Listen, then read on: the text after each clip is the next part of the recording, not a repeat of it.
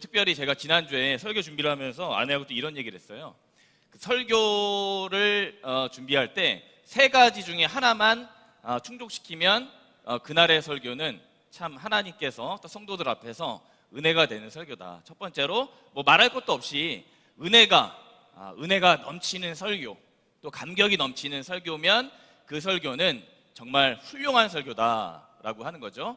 두 번째가 엄청나게 배꼽이 빠질 정도로 웃긴 설교. 네. 뭐 예를 들면은 뭐 저기 대전 중문교회 뭐 장경동 목사님 그 정도 설교 재밌는 뭐 강원도 목사님 설교 작년에도 오셨죠? 그런 류의 설교를 하면 또 그 설교는 또 성공적이다, 훌륭하다라고 말을 하죠. 그리고 세 번째가 제가 추구하는 설교인데 굉장히 짧아야 된다. 제가 추구하는 설교. 왜? 첫 번째, 두 번째가 제가 잘 안 되기 때문에 세 번째를 저는 추구하기 위해서 늘 노력을 합니다. 그런데 제가 이 세 가지를 아내한테 지난주에 이야기를 하고 나서 세 가지 중에 하나만 이제 하면 된다. 이제 노력하면 된다. 기도하면 된다. 이렇게 이야기했더니 요즘에 하나가 더 생겼대요. 특별히 이제 중고등부와 또 이렇게 다음 세대들한테 이렇게 필요한 설교인데 설교 중간중간에 간식이나 선물이 많이 나가면 그 설교는 또 굉장히 훌륭한 설교래요. 좀 이게 뭐 듣는 사람에 따라서 좀 해석하기에는 좀 차이가 있는데 어쨌거나 이 네 가지 중에 저는 한 가지를 택하라고 하면은 짧은 설교 또 이렇게 좀 간결한 설교 이런 것들을 좀 많이 노력하고 또 기도를 하고 있습니다. 그래서 오늘 설교는 좀 빨리 끝날 예정이에요. 여러분들 또 기쁜 소식이죠. 네, 그래서 또 이 무더위에 저희가 또 함께 은혜의 말씀 나누면 좋겠습니다. 우리 지난달에 목회 데이터 연구소에서 발표한 자료예요. 이 앞에 이제 표를 보시면 첫 번째 칸이 2020년, 두 번째 칸이 2021년, 그리고 세 번째 칸이 올해. 자, 주황색이 코로나 이전에 대비해서 내 신앙 수준이 어떻게 변해갔는가를 그 흐름을 보여주는 거예요. 2020년에 약해진 것 같다가 한 28%, 뭐 비슷하다 한 40%, 그리고 이제 뭐 더 깊어진 것 같다 한 18% 정도 됩니다. 근데 이제 이게 해가 갈수록 변화가 되죠. 신앙이 약해진 것 같다가 4%가 늘어납니다. 그러니까 코로나 때문에 내 신앙이 조금 약해지고 조금 이렇게 좀 가라앉은 것 같다라고 하는 거죠. 통계 자료입니다. 1000명을 대상으로 한 통계 자료예요. 그리고 올해 들어서니까 30%에서 4% 증가한 게 아니라 무려 몇 퍼센트예요? 8%. 2배 이상의 퍼센트 포인트가 올라가게 됩니다. 그러니까 2022년 4월 달에 내가 코로나를 지나고 나서 보니까 한 38%, 3명 중에 1명이 넘는 꼴로 신앙이 약해진 것 같다라는 게 이 통계 자료 발표의 결론이에요. 이유가 뭘까? 제가 말씀을 준비하면서 생각해 봤어요. 단지 혹시 코로나19 사태 때문에 저의 신앙이 약해진 걸까라고 제 스스로에게 이제 질문을 해보게 된 거죠. 오늘 여기 3부 예배, 12시 예배에 오신 여러분들 중에는 제가 세대를 딱 보니까 1020은 거의 없고 3040 세대가 가장 많으세요. 저 역시 40입니다. 모든 세대의 허리 라인인 이 30세대, 3040 청장년 세대는 우리가 뭐 다 말 안 해도 잘 알아요. 매우 중요한 세대예요. 교회에서도 중요하고 밖에 사회 나가서도 중요하고 모든 영역에서 중요한 세대가 3040 세대다라고 하는 거예요. 3040 세대는 어떤 세대입니까? 한 가정의 가장, 저도 마찬가지고, 또한 회사에서는 책임자 또는 자영업자의 대표, 집에 오면 부모, 고향에 가면 자식이지만 또 동시에 우리 부모를 봉양해야 하는 그야말로 인생에서 가장 큰 부담을 안고 살아가는 세대가 3040, 또 많게는 50 세대가 아닌가 싶어요. 범위를 한번 좁혀보겠습니다. 교회에 와서는 보통 한두 개 부서는 쉽게 봉사를 합니다. 그런데 많게는 두세 곳 부서에서 봉사를 해요. 뭐 선생님, 또 성가대, 또 여러 가지 보이지 않게 재직 부서에서 열심을 다해서 섬기시는 모습을 봅니다. 주일이 오히려 더 분주해요. 특히 3040 우리 집사님들, 성도님들이 정말 동분서주 움직이는 모습이 오늘 주일에만 봐도 많이 보이게 되는 거죠. 우리 앞으로의 시간은 그러면 어떻게 될까? 앞으로의 시간은 지금 2022년인데 내년 2023년 그 이후의 시간은 어떻게 될까? 40대 정도 되면, 40대 한 초중반 정도 되면 뭔가 이렇게 인생에서 다 안정이 되고 정돈되고 세팅이 될 줄을 알았죠. 누가? 제가. 그런데 그 2030 세대에 대학생 때부터 했던 그 고민, 미래에 대한 불안, 내가 뭐 해 먹고 살지, 어떻게 살지, 누구를 만날까, 그리고 어디에 가서 내가 어떤 목소리를 낼까라고 했던 그 고민들이 아직까지 해결되지 않고 40, 50이 돼도 끝나지 않고 있는 거예요. 자녀 교육, 지방칸 장만하기. 제가 어제 어떤 제 아내 친구 남편분을 만났는데 좀 깜짝 놀랐습니다. 우리 여기 서귀포 신시가지도 집값이 굉장히 비싸잖아요. 근데 제주시에 연동이라는 데 여러분 아시죠? 저는 잘 모르는데 연동이 서울보다 집값이 더 비싸대요. 깜짝 놀랐습니다. 뭐 한 채에 뭐 10억 이상. 이거 실화가 아닌 것 같아요. 회사를 계속해서 내가 다녀야 되나 말아야 되나? 아니면 창업을 해야 되나? 아니면 그것도 아니면 아예 그냥 새로운 길로 내가 가야 되나? 그러니까 뭐 하나 이런 시원하게 해결되는 것들이 없는 세대가 우리 3040 세대, 그리고 저도 마찬가지라는 거예요. 제가 그래요. 제가 한국 나이로 오늘 43이잖아요. 올해로. 늦가기로 신학교회를 갑니다. 35에 신학교를 가서 이제 전도사 사역을 시작을 했죠. 앞만 보며 정신없이 사역하면서 전도사부터 사역을 쭉, 그 이전에 또 간사 생활도 한 1년 정도 했는데 해보니까 올해로 뭐 믿기시지 않겠지만 벌써 사역한 지 9년 차가 됐습니다. 내년이면 10년 차예요. 그런데 제가 이렇게 뭐 짧으면 짧고 길다면 긴 이 연차를 지내다 보니까 교회에서 흔히들 말하는 독립, 단독 목회와 사역을 준비할 시간이 이제 코앞에 다가왔다라는 거를 저도 느끼고 또 제주에 있는 분들도 서 목사 이제 조금 이제 새로운 단독 목회 이제 준비해야 되지 않겠어? 저는 준비가 하나도 안 돼 있는데, 자신이 하나도 없는데 그런 말씀들을 하세요. 감사한데요. 아직까지는 좀 부담이 됩니다. 앞으로 주님과 함께하는 시간이 너무나 기대가 되는데 또 동시에 너무나 또 떨려요. 또 나를 하나님께서, 주님께서 9년 동안 인도하셨는데 그거는 새까맣게 잊어버리고 어떻게 나를 또 주님께서 인도하실까? 어렵게 인도하실까? 돌아가게 인도하실까? 쉽게 인도하실까? 궁금합니다. 아마 상황과 환경이 다를 뿐 여기 계신 성도님들 모두 다 비슷할 거예요. 또 이 시절을 지났지만 5060이 대신 여기 계신 성도님들, 이런 고민이 끝나지 않는 분들이 계실 거라 생각이 됩니다. 어떤 미래에 대한 준비, 미래에 대한 어떤 진로, 이런 것들이죠. 방금 이 본 그림처럼 이런 여러 상황들이 앞으로 우리의 신앙과 믿음을 어떻게 변화시켜 갈까? 뭐 아무도 모릅니다. 하나님밖에 모르는 일이에요. 저는 지난 한 달 동안 제 마음속에 계신 하나님에 대한 믿음과 내 자신의 신앙심을 가만히 곰곰이 조용히 생각해 봤습니다. 제 마음속의 마음을 잔잔히 한번 생각을 해본 거예요. 하루에도 수십 번도 넘게 그 요동치는 제 마음, 신앙심, 정신과 영혼이 내가 목사의 정체성으로서 또 가정과 남편으로서 제주에 살아가는 도민으로서 잘 가고 있는 건가? 잘 올바르게 하나님 보시기에 합당하게 진행되고 있는 것인가? 라는 그런 생각들을 하죠. 그런데 결정적으로 하나님의 자녀로 살아갈 때 생각보다 많이 약해지고 내 신앙과 믿음이 많이 무뎌져 있더라. 이제 이게 결론 아닌 결론으로 내리게 되었습니다. 여러분들 방금 보신 통계표가 여러분과 제 마음을 잘 대변해 주는 거예요. 지금이라도 당장 내가 뭐 좀 준비해야 되지 않을까? 내 동료, 동기, 이웃과 교회의 성도들 이렇게 저렇게 착착착착 다 그 스텝에 맞춰서 준비하고 있다고 하던데 난 언제까지 기도와 예배만 드리면서 보이지도 들리지도 나에게 다가오시지도 않는 하나님만 바라봐야 할까? 이런 고민이 저와 여러분들에게 있다라는 거예요. 그러시죠? 네, 저만 그런 거 아니죠. 네. 그런데 바로 이 고민을 동일하게 했던 사람들이 있었죠.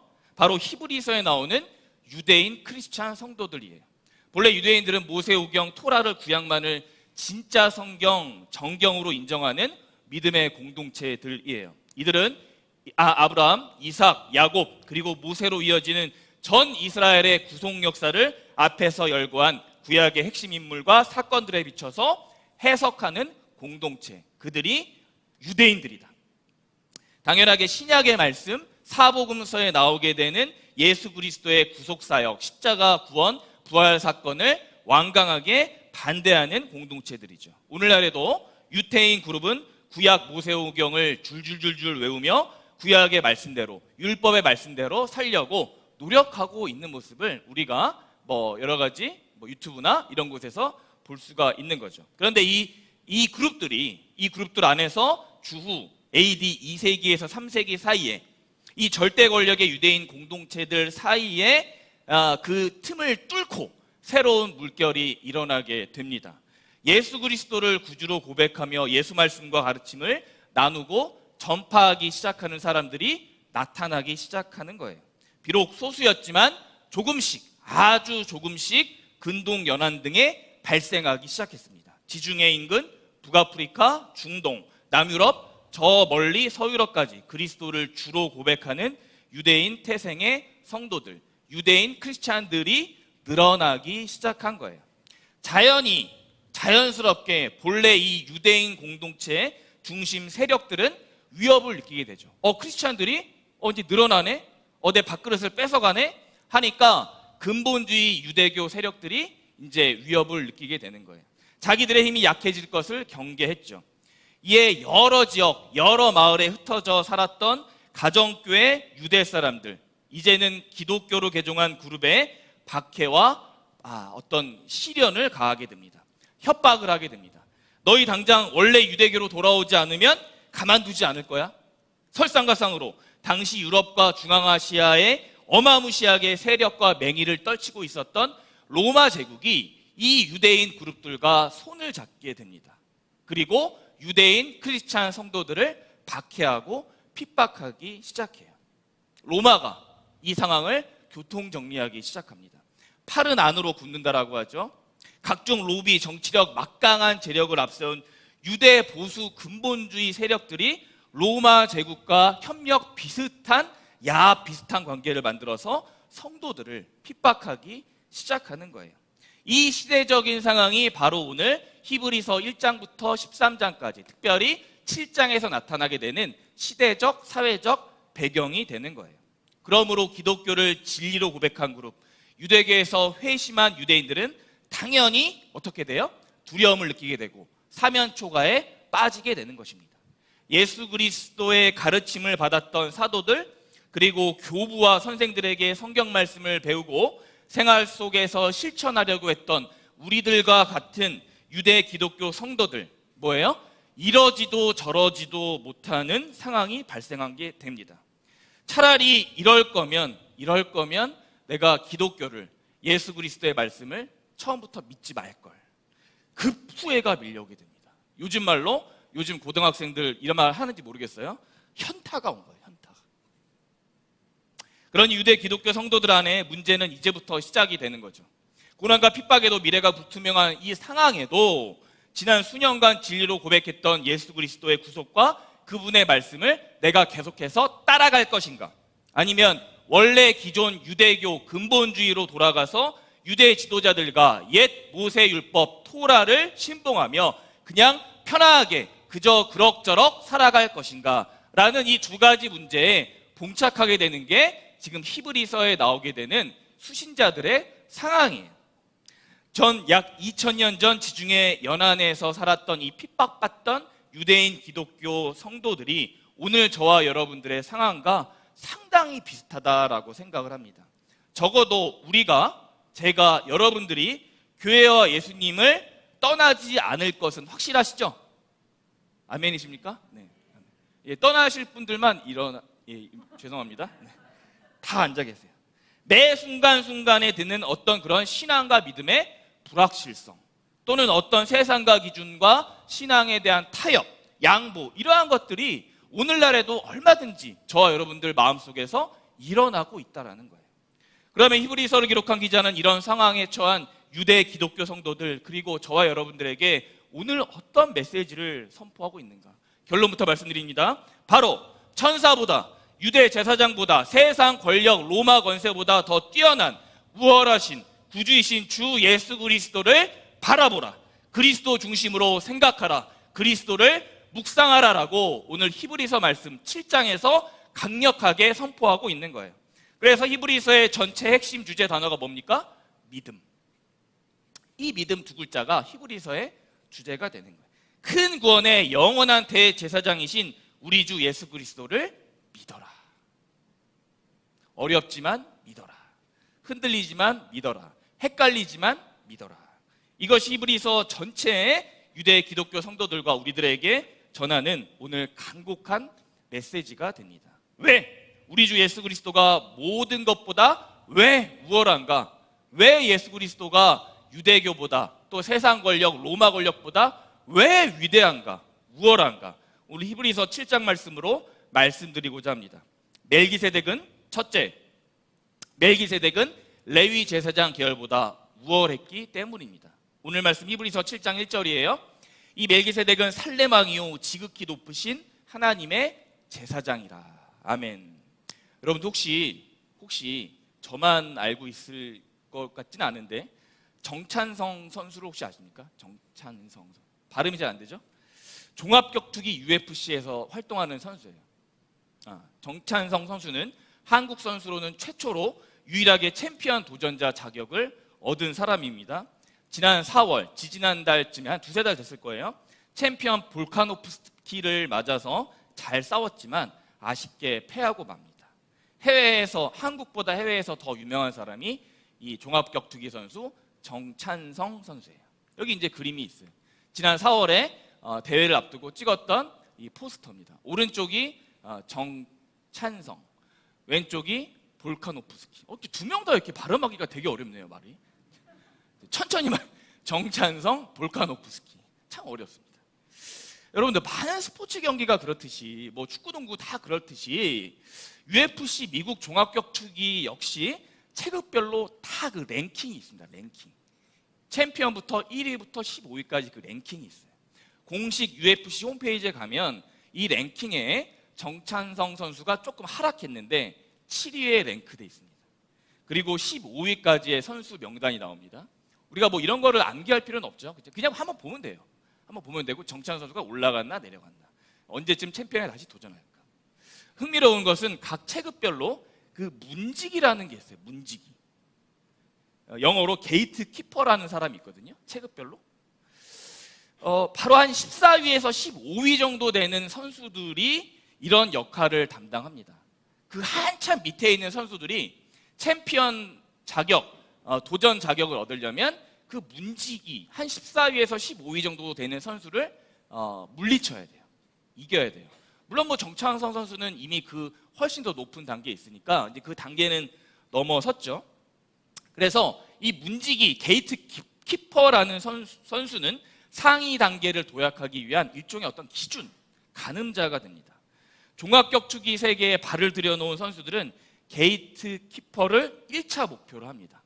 그런데 모든 UFC 선수들은 게이트 키퍼 문지기 선수를 최종 목표로 생각하지 않아요. 거기에서 목표가 끝이 아니에요. 거기 문지기보다 훨씬 더 많은 강자들, 특히 챔피언이 최상위에서 기다리고 있기 때문이에요. 챔피언은 게이트 키퍼, 즉 문지기보다 뭐예요? 훨씬 위대하고 우월합니다. 저 옆에 있는 볼카노프스키가 지금 챔피언인데 가장 우월한 챔피언이에요. 챔피언이 챔피언인 것을 모든 선수들은 믿는 거예요. 게이트 키퍼, 문지기에서 끝나면 그 선수로서의 생명은 의미가 없는 거예요. 가장 상위에 있는 챔피언을 놓고 훈련을, 죽을 정도의 훈련을 1년 365일 하게 됩니다. 여러분도 아십니까? 정찬성 선수가 여담인데 어깨가 탈골될 정도까지 가면서도 이렇게 경기를 합니다. 자기가 막 스스로 끼워 맞춰요. 그럴 정도로 챔피언이 어떤 그런 간절한 열망. 여러분 다시 히브리서 말씀을 좀 돌아와 보겠습니다. 히브리서 기자는 멜기세덱이라는 제사장이 유대교 레위계통 제사장, 대제사장보다 우월하다, 이것을 강조하고 있습니다. 여러분들 본디 이 멜기세덱이라는 말은 히브리어 멜레크와 체데크의 합성어죠. 멜기세덱. 상식입니다. 히브리어는 이렇게 읽는 게 아니고 이렇게 읽는 거죠. 그렇죠? 왼쪽에서 오른쪽으로 읽게 됩니다. 그러니까 오른쪽에 있는 멜레크가 왕이라는 뜻이고, 오른쪽에 있는 체데크라는 저 히브리어가 정의라는 뜻이에요. 그래서 멜기세덱이라는 말을 해석하면 정의의 왕, 또 의의 왕, 공의의 왕, 이 말의 뜻이 되는 거죠. 이 멜기세덱 왕이 처음에 언제 나와요? 창세기 14장 17절부터 20절까지 제사장으로 나오게 됩니다. 매우 미스테리한 인물이에요. 요즘 말로 저는 잘 쓰지 않는 말입니다만 갑툭튀. 혹시 여러분들 아십니까? 갑툭튀? 네. 여기 또 웃으시는 분들도 그럼 이해했다는 뜻이죠. 갑자기 툭 튀어나왔다라고 해서 갑툭튀예요. 멜기세덱이 창세기 14장에 그리고 히브리서에 갑자기 등장을 해요. 뜬금포로 막 밑도 끝도 없이 등장을 합니다. 아브라함이 조카 롯을 구하러 가는 장면에 등장하게 되는 거죠. 아브라함이 시딤 골짜기에서 엘람왕 그돌라오메를 쳐부수고 돌아올 때 소돔왕이 사회 골짜기에서 그 아브라함을 영접할 때 살렘왕 멜기세덱이 떡과 포도주로 아브라함을 축복하며 제사장 역할을 감당하게 됩니다. 그러니까 멜기세덱 왕, 창세기 14장에 나왔던 멜기세덱 왕이 제사장이었고, 아브라함은 그 제사를 받는 피제사의 그 성도의 그 모습인 거죠. 이스라엘 역사의 첫 제사장 인물로 살렘왕 멜기세덱이 등장하게 됩니다. 이것이 왜 멜기세덱이 유대교 레위 제사장 그룹보다 우월한 것일까? 유대교에서 절대 권력, 제사장 역할을 하고 있는 그 시초가 아브라함. 그 아브라함에게 멜기세덱이 이렇게 말합니다. 창세기 14장 19절을 제가 한번 읽어볼게요. 그가 아브라함에게 축복하여 이르되 천지의 주제이시오 지극히 높으신 하나님이여 아브라함에게 복을 주옵소서. 지금 누가 누구에게 복을 주고 있는 거예요? 아브라함이 멜기세덱에게? 아니죠. 멜기세덱이 아브라함에게 복을 주고 있는 거예요. 멜기세덱이 아브라함에게 제사를 베풀고 있는 거예요. 그가 즉 멜기세덱이 제사장의 시초 선조 아브라함에게 축복하고 있는 거죠. 하나님 아브라함에게 복을 내려 주옵소서. 유대인들이 철석같이 신봉하고 확고하게 믿는 제사장 아브라함을 이 멜기세덱이 축복 하나님께 제사 드린 것입니다. 그래서 둘째, 예수 그리스도께서는 모든 것보다 우월하신 그 이유가 왜 그런가? 예수님을 예표하는 멜기세덱의 계열을 따라서 예수 그리스도께서 제사장 직분을 고스란히 이어받았기 때문에 예수께서는 유대교보다 훨씬 우월하다. 레위 제사장 모세 율법보다 위대하다. 레위 유대 모세 율법보다 항상 제사장으로 있었던 멜기세덱의 계보에서 시작하신 예수께서 높으시다. 히브리서 7장 3절 말씀입니다. 아버지도 없고 어머니도 없고 족보도 없고 시작한 날도 없고 생명의 끝도 없어 하나님의 아들과 닮아서 항상 제사장으로 있느니라. 아멘. 모세오경 토라를 신봉하는 유대인들에게는 자기들의 신앙과 믿음의 그 근간을 아주 심각하게 뒤흔들어 버리는 이야기가 이 이야기예요. 멜기세덱이 그저 예수를 예표하는 문지기, 아버지, 어머니도 없는 하나님의 아들과 닮은 제사장 이건을 진짜 예수 그리스도는 하물며 유대교가 의지하는 모세오경보다 얼마나 더 높고 위대하다는 것입니까?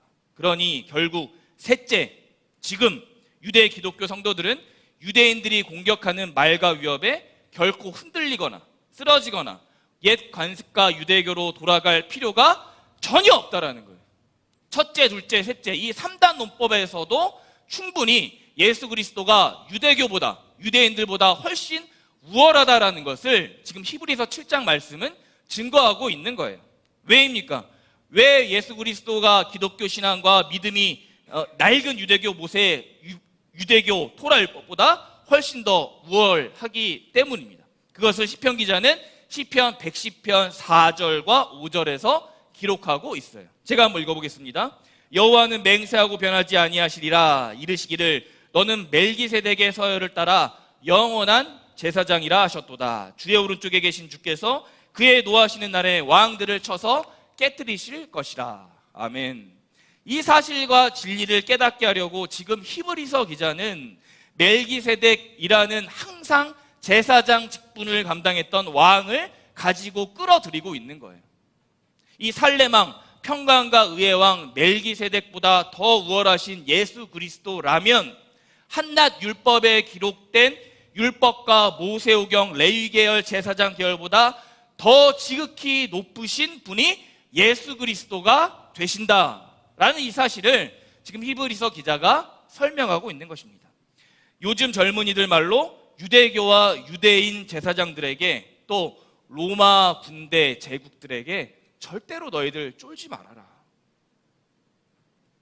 지금으로부터 약 10년 전에 출간된 책 중에 이 본질이 이긴다라는 책이 있었어요. 제목이 문득 떠올랐습니다. 말씀을 준비하면서. 10년도 더 된 책인데요. 책 내용 중에서 한 문단이 이제 제가 읽은 지 꽤 오래됐는데 생각이 나서 한번 제가 여러분 대신해서 읽어보도록 하겠습니다. 어느새 이 길에 실패처럼 보이는 사역이 주어지더라도 그것을 신실하게 감당하는 종이 되고 싶은 마음이 자라기 시작했습니다.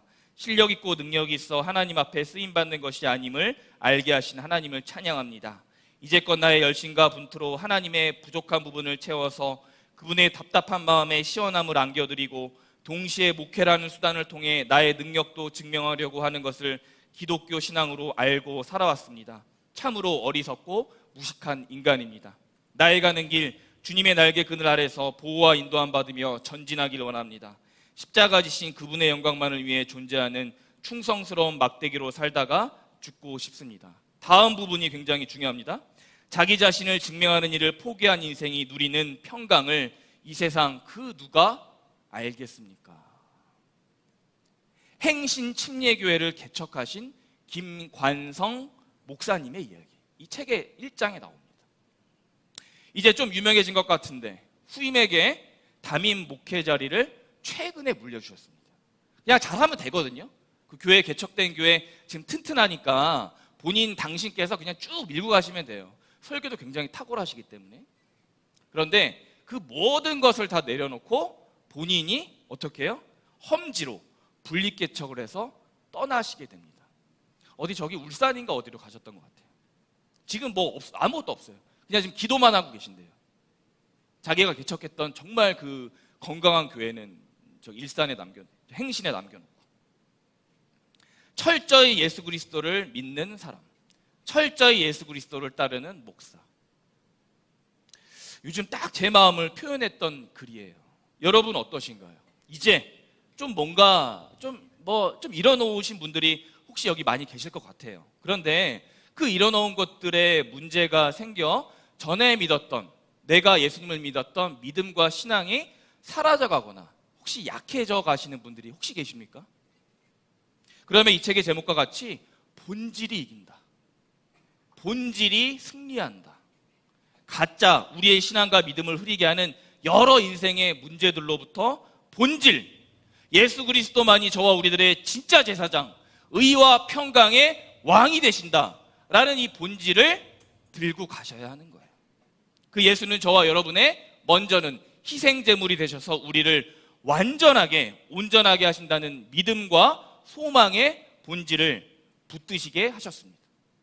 그러면 예수님 때문에 자기 자신을 증명하는 것을 포기해도 세상에서는 실패한 것 같으나 결코 저와 여러분은 이 세상의 어떤 피조물보다 열등하지 않은 거예요. 오히려 그 순간 주 예수 그리스도로 인해 영원한 약속의 참 소망을 누리는 자들이 영원한 하늘 소망, 본질 누리는 자들로 거듭나게 되는 겁니다. 우리가 오늘 예수 그리스도를 믿는 그 이유가 이거예요. 그런 점에서 저는 로마서 8장 바울의 고백이 저와 여러분들의 간증이 되어야 된다라고 확실하게 믿고 있는 사람 중에 한 명입니다. 로마서 8장 38절 39절입니다. 내가 확신하노니 사망이나 생명이나 천사들이나 권세자들이나 현재일이나 장래일이나 능력이나 높음이나 깊음이나 다른 어떤 피조물이라도 우리 주 예수 그리스도 안에 있는 하나님의 사랑에서 끊을 수가 없느니라. 아멘. 바울에게 그리스도를 믿고 사랑을 끊게 만드는 것들이 저와 우리들보다 훨씬 더 많았을 거잖아요. 여기 계신 분들보다 훨씬 더 고난과 역경이 많았던 사람이 누구예요? 바울이에요. 그런데 이 바울이 이런 고백을 했다라는 겁니다. 편한 상태에서 바울이 지금 이 로마서 8장의 고백을 한 것이 아니죠. 그런데 바울이 확실한 소망과 믿음이 있었습니다. 예수 그리스도가 내 인생에 오직 대제사장 되심을, 영원한 하나님을 깊이 묵상하고 그 길만 외길로 따라간 사람이에요. 말씀이 길어졌지만 말씀을 맺겠습니다. 제가 처음에 말씀을 짧게 하겠다라고 말씀을 드렸기 때문에, 사실 저는 앞에서 말씀드린 것처럼 김관성 목사님과 같은 마음의 결단과 결심이 모자랍니다. 왜냐하면 하나님에 대한 소망이면, 희망이면 그저 충분하고 넉넉한데, 주 예수 그리스도가 영원한 대제사장 되시니까 넉넉한데 아무것도 필요가 없는데 주님 한 분이면 만족하는데, 그 믿음의 고백을 제가 못하고 있기 때문이에요. 내년이면 제가 아까 말씀드렸듯이 사역한 지 10년 차가 됩니다. 10년 차가 돼서 그런 걸까요? 제 인간적인 생각으로 또 다른 계획을 준비하고 있는 모습을 보게 됩니다. 바로 박사학위를 제가 생각을 하고 있는 거예요. 제 마음 안에 박사학위를 이제 좀 준비할 때가 됐다. 어디 조금 유학을 조금 알아봐야 되나? 박사학위를 좀 준비해야 되나? 이런 생각들을 하는 거예요. 학문에 정진하는 게 나쁜 것만은 아니에요. 그러나 언젠가부터 제 마음 안에서 박사과정을 좀 시작하는 것이 더 이상 좀 늦어지면 안 되겠다라는 생각이 들게 되는 거예요. 마음의 어떤 조급함이죠. 그 어떤 피조물, 제사장, 율법, 세상보다 더 우월하신 우리 주 예수 그리스도 한 분이면 충분한데, 예수 그리스도 한 분이면 넉넉한데, 예수 그리스도 한 분이면 내가 영원히 행복할 수가 있는데, 옆에 유대인들이 자꾸 압박해 오니까, 뒤에서 로마 제국 군대들이 자꾸 뒤쫓아오니까 조급한 거예요. 내 스스로 내 힘으로 자꾸 뭔가를 해보려고 하는 거예요. 믿음이 약해진 겁니다. 신앙이 무뎌진 거예요. 그러나 오늘 말씀을 준비하면서 깨닫게 하셨습니다. 서목사야, 안전할 것 같은 박사학위보다는 나 예수 그리스도 영원한 대제사장인 너를 위해 희생제물이 된 나를 똑바로 정신 차리고 믿어라. 그거면 다 된 거다. 이렇게 제 마음 안에 말씀하시더라고요. 제가 이게 한 몇 달을 고민을 했거든요. 뭐 하루 이틀 고민한 문제가 아니에요. 특히 이제 올해 들어서 많이 고민했습니다. 해가 바뀌고 이제 나이가 하나가 올라가니까. 이 문제는 제게도 아직 현재 진행형입니다. 다 끝난 게 아니에요. 그러나 분명한 것은 멜기세덱의 반차의 계열을 따라서 대제사장이 되신 예수 그리스도를 내 안에 다시 새로운 소망으로 갖게 하셨다라는 것입니다. 이것이 우리 짧은 인생의 여정, 그 모습이 아니겠습니까? 믿음이 약해질 때면 대제사장이신 예수를 다시 깊이 있게 생각하고, 믿음이 사라질 때면 약속을 기업으로 주시게 될 예수를 다시 굳세게 붙잡고, 믿음이 허무해질 때면 영원한 소망 되시는 그리스도 예수를 단단히 붙잡고 걸어가는 그 결단, 이 사실이 비록 앞에서 보았던 목회 데이터 통계 자료들과는 여러분들 아시죠? 정반대의 길이지만, 그렇기 때문에 더 완전한 믿음과 참 소망으로 저와 여러분 역시 제사장의 그 길에 들어서서 예수 그리스도 제사장 반차의 계보, 그 순서에 우리도 동참해야 하는 것입니다. 왜입니까? 그럴 때 바로 세상은 우리 제사장 희생하는 그 역할을 통해 자신들의 인생 시험 문제를 풀어내기 시작할 것이기 때문이에요. 사랑하는 법학교의 성도님들 여러분, 오늘 여러분들을 공격하고 있는 유대 그룹들, 또 로마 군사들은 누구입니까? 행여나 그들을 만나 회유되거나 순응되고 계십니까? 아니면 그들을 통해서 모든 것보다 우월하신 주 예수 그리스도를 인정하고 계십니까? 부디 바라는 것은 어떤 상황에도 결연한 의지와 결단으로 우리 주 예수 그리스도께서 세상에서 가장 우월한 큰 대제사장 되신다는 것을 여러분 곁에 있는 사람들에게 전하는 자로 살아가셨으면 좋겠습니다.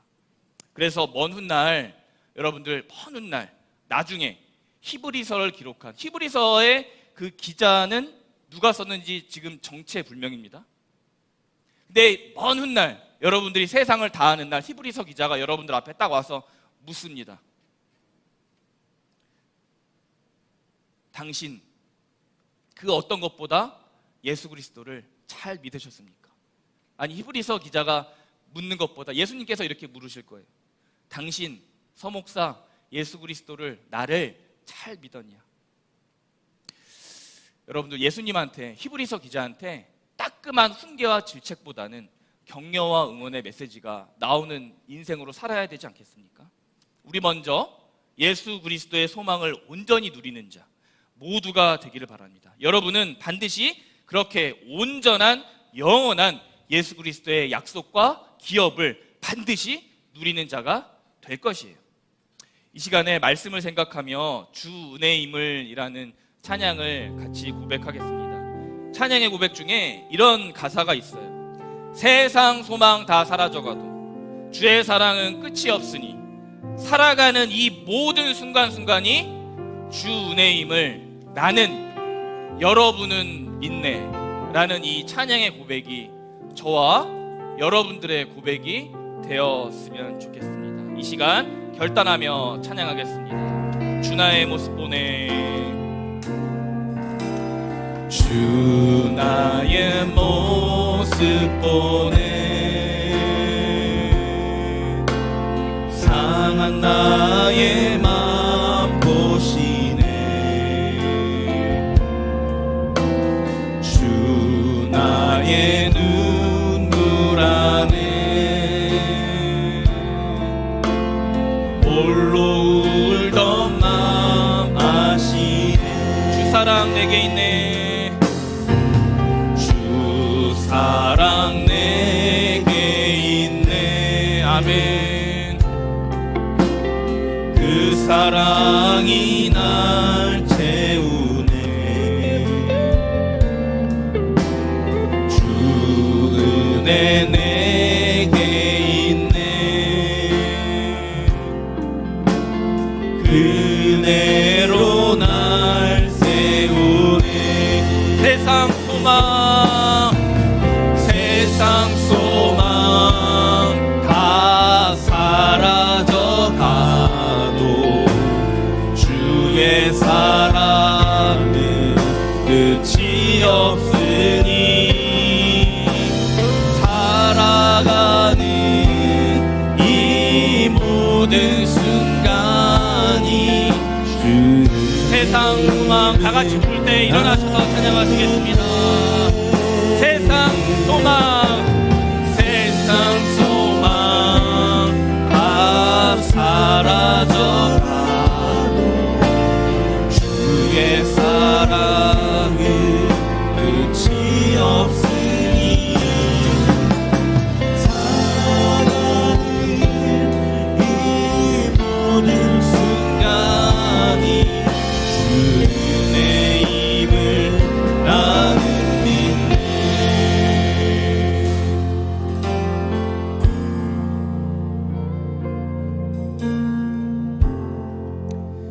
이 멜기세덱은 살렘 왕이요 지극히 높으신 하나님의 제사장이라.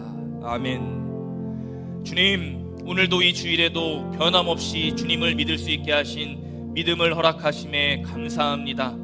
어떠한 상황과 고난, 문제 앞에도 우리의 대제사장 되신 예수 그리스도의 영원한 소망 그거 하나만 딱 붙들고 달려가는 저와 법한교회 성도님들 되게 하여 주옵소서. 특별히 일주일 동안 세상에서 방황하다 여기저기 치여 살다 작은 정성과 예물 드린 손길들 주님 기억하시고 그 마음을 주님 보호하여 주옵소서. 그들의 인생길을 책임져 주옵소서. 그렇게 인도하실 주님을 찬양하며 예수님의 이름으로 기도드렸습니다.